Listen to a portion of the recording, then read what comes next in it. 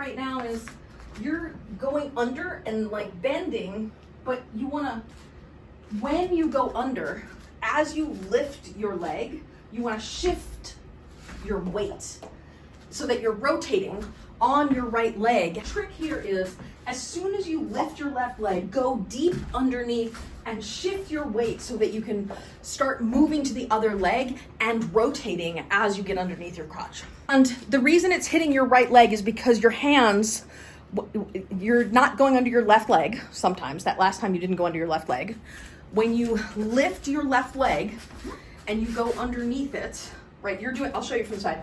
You're doing this where your hands are here, like in front of your groin. Whereas you want to do it so that you lift the leg and go deep. Like your hands should be underneath, like you're putting in a tampon or something. Don't accelerate as you go under your leg. You're like speeding up your poi. Don't speed up your poi. Keep it slow. If you watch me do it, I'll show you from the front. Watch how it goes under my left leg. Right, so I'm lifting and giving it time. Lifting and giving it time. What you're doing right now is you're like speeding up and going under your legs super fast and going slow over your head. Well, speed matters.